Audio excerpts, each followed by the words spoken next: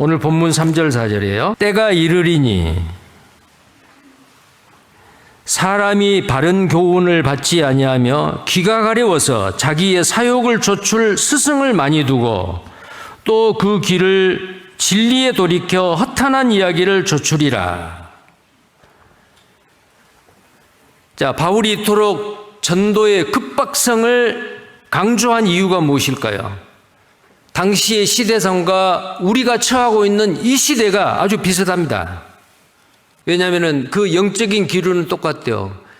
2000년 전의 사탄 마귀나 지금의 사탄 마귀나 동일해요. 어떻게 하든지 이 복음을 들을 수 없도록, 구원받지 못하도록 자꾸 뒤로 미루게 합니다.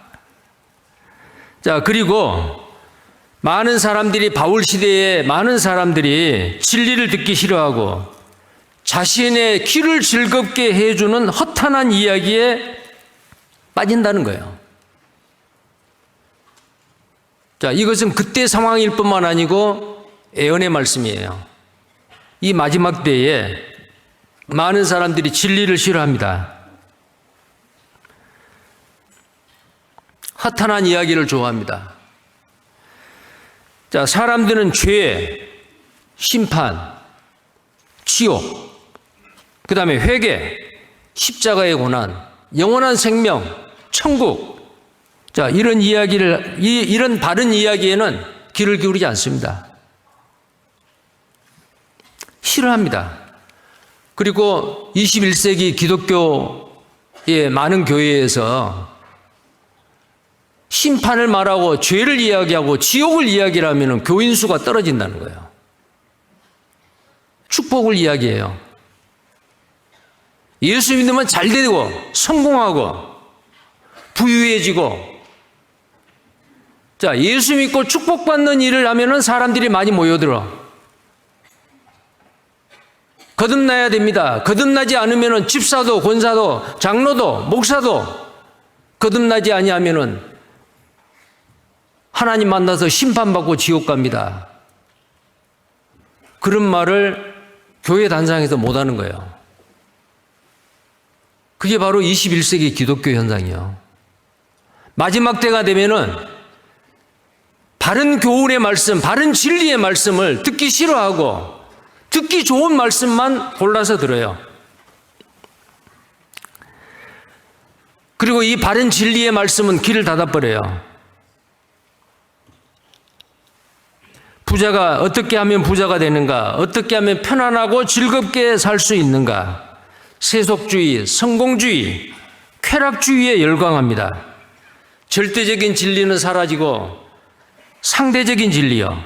상대적인 거짓입니다. 예를 들어서 네가 믿는 것도, 당신이 믿는 것도 진리고 내가 믿는 것도 진리다. 이것이 바로 현대의 포스트 모더니즘 사상이에요. 상대주의죠. 절대주의가 없어요. 진리는 절대적이잖아요. 나는 길이요 진리요 생명이라 나로 말미암지 않고는 아버지께로 올 자가 없느니라. 사람들이 이 절대적인 진리를 귀를 막고 듣지 않기 때문에 거짓된 종교가들이 어때요? 모든 종교는 다 선하게 살고 착하게 살고 평화롭게 살기를 원하고, 모든 종교에서 추구하는 것은 다 좋은 곳이다. 극락이건 천국이건 다 좋은 곳이다. 가는 길은 달라도 가는 곳은 똑같다. 이것이 바로 뭐예요? 종교다원주의, 종교통합이에요. 네 것도 맞고 우리 것도 맞고. 이게 절대주의가 아니고 상대주의예요. 세상의 풍속에 기독교인들까지도 휩쓸려서 잘못된 길을 가고 있다 이 말이에요. 자, 이럴 때 우리는 낙심하기 쉽습니다. 사람들이 이렇게 교회를 욕하고 기독교를 거부하는데 전도가 무슨 소용이 있겠어? 옛날에는 전도가 잘 됐어도 지금은 전도하기가 어려워. 자, 전도하기 어려우니까 전도 안 해야 될까요? 우리 광주교회만 하더라도 옛날에 광주 농구에서 수양회 할 때 1년 수양회 치르고 대전도 집회 몇 번 하고 그러면은 1년에 식구가 몇백 명이 늘었다고 해요. 수양이 한번 치르고 나면 뭐 한 150명 정도 식구가 불었대요. 그때는 전도가 잘 됐는데 지금은 사람들이 길을 막고 이 절대적인 진리를 거절하기 때문에 어려워요. 사도 바울 시대도 그랬어요. 방금 말씀했죠. 길을 진리에서 돌이키고 허탄한 이야기를 족출이라. 그때뿐만 아니고 지금 이 시대도 그렇다고 말이에요. 자, 그렇다고 우리는 어때요? 낙심하면 되겠어요? 아니죠. 자, 그러나 세상이 복음을 거부하기 때문에 전도를 멈춰야 하는 것이 아닙니다. 오히려 세상이 진리에서 멀어지고 허탄한 것에 빠져 길을 잃고 방황하고 있기 때문에 바로 지금이 생명에 비친 복음을 더 열정적으로 전해야 될 절박한 때라고 생각합니다. 자, 바다에 구름이 끼고 안개가 꼈습니다. 짙은 안개가 꼈어요. 자, 그 짙은 안개가 끼어 있는 바다를 항해하는 한 배를 한번 상상해 보십시오. 안개가 짙어서 앞이 보이지 않는다. 그래서 등대지기가 안개가 너무 끼어서 이 등대에 불을 켜도 항해하고 있는 그 배에서는 도저히 볼 수 없다. 그래서 오늘 밤에는 등대불을 꺼야겠다. 그러면 돼요, 안 돼요? 배는 암초에 부딪혀서 산산조각이 날 것입니다. 더 등대의 불을 밝혀야 됩니다. 마찬가지로 세상이 영적으로 어둡고 혼탁할 때 교회의 등대, 복음의 등대는 더욱 밝게 타올라야 합니다. 어두울수록 빛이 더욱 선명하게 드러나는 법입니다. 전도하기가 어려운 시대에 우리는 살고 있다? 초대교회는 어땠어요?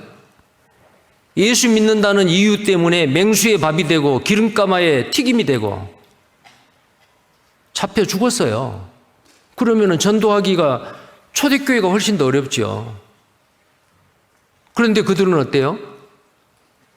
순교를 각오하고 복음을 전해서 기독교 2000년 역사 가운데 우리에게까지 이 순수한 복음이 전해져 온 거잖아요.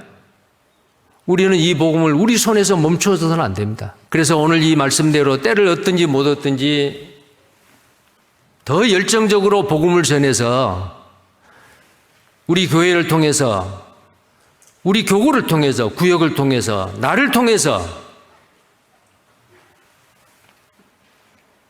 이뤄진 그 영혼이 주님의 말씀 앞에 인도되어 구원을 받게 된다면 어떻게 될까요? 머지않아 주님 오십니다. 주님 앞에 섰을 때 사도 바울은 그렇게 말했어요. 이 험악한 시대 속에 전도자의 삶을 산다는 것은 결코 쉬운 일이 아닌데 조롱을 견뎌야 하고 어떤 고난도 물질의 희생도 핏물 나는 그런 고난을 겪어야 하는데 바울은 뭐라고 이야기를 합니까? 그런 고난이 와도 내 복음 전하는 직무를 다하라 라고 디모데에게 말했어요. 5절을 봅니다. 오늘 본문 5절입니다. 디모데 후서 4장 5절입니다. 함께 읽겠습니다. 그러나 너는 모든 일에 근신하여 고난을 받으며 전도인의 일을 하며 내 직무를 다하라. 자, 근신하여 고난을 받으며 그랬어요. 자, 고난을 이상하게 여기지 말라는 거예요. 복음 전하다가 당하는 어떤 그 여러 가지 자존심이 상하는 일, 물질적인 손해, 인간관계에서의 당하는 여러 가지 어려운 일들, 이런 일이 있어도 사도 바울은 어땠어요? 강의 위험, 강도의 위험, 태장으로 맞아, 돌에 맞아 죽기도 하고 감옥에 갇히고, 그런데도 사도 바울은 어때요? 그 모든 고난을 이겼잖아요. 세상적인 눈으로 보면 사도 바울은 정말 실패자예요. 결혼도 안 했죠? 헐벗고 굶주렸지요. 수없이 매를 맞았지요. 감옥에 갇혔지요. 파선을 당하기도 했죠. 죽을 고비를 몇 번 넘겼습니다. 비참한 죄수의 모습으로 로마의 감옥에 갇혀 있습니다. 그러나 그의 영혼은 감옥을 뚫고 하늘의 보좌를 보고 있는 거예요. 그는 절대로 자신의 고난을 후회하지 않았습니다. 선한 싸움이라고 오히려 말했어요.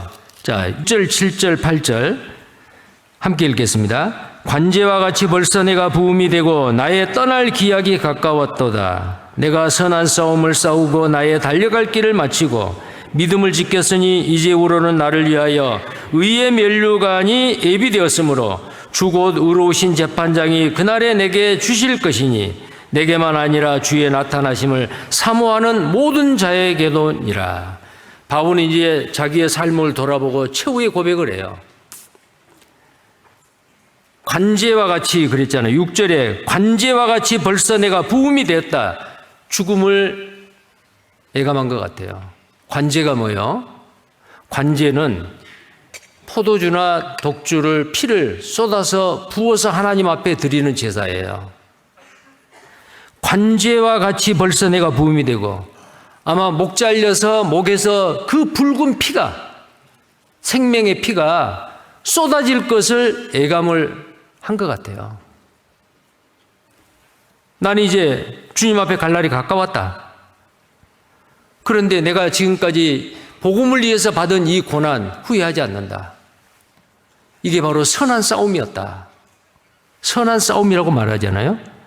7절에 내가 선한 싸움을 싸우고 나의 달려갈 길을 마치고 믿음을 지켰다. 자, 그리고 이제 그는 그 험난한 마라톤에서 결승선을 지금 바라보고 있습니다. 그런데 하늘의 보좌를 보면서 확신의 참말로 이제 나에게 의의 면류관이 나를 위해서 예비되었다. 의의 면류관입니다. 면류관이 뭐예요? 크라운, 영광이요. 복음을 위해서, 주를 위해서 고난받는 사도 바울이 그 어둡고 침침한 감옥에서 하늘의 영광의 보좌를 본 거예요. 그곳에서 이 자기에게 예비되어 있는 이 면류관 크라운을 본 거예요. 상이죠. 행한 대로 갚아주리라.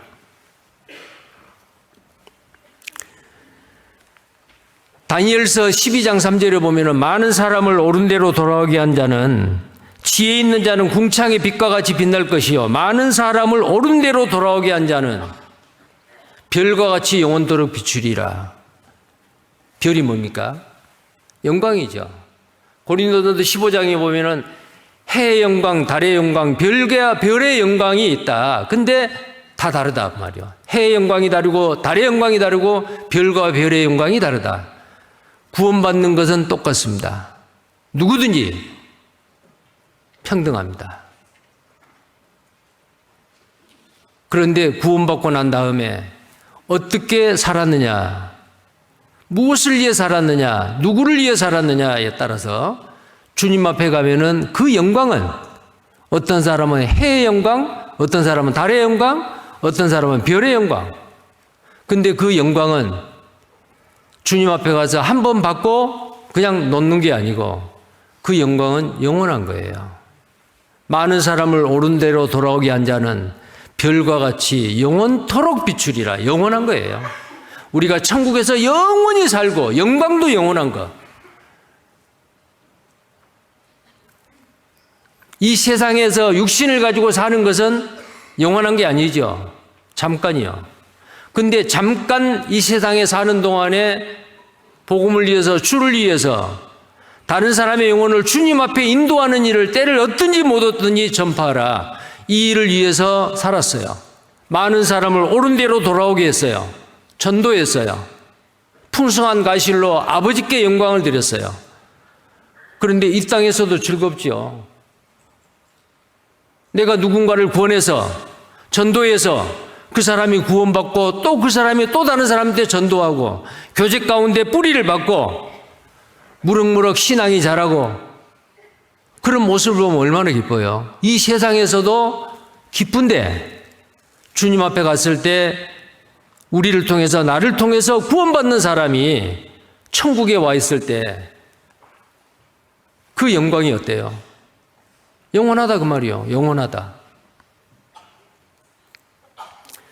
우리는 영원히 없어지지 않을 것을 위해서 없어질 것을 우리는 포기할 수 있어야 됩니다.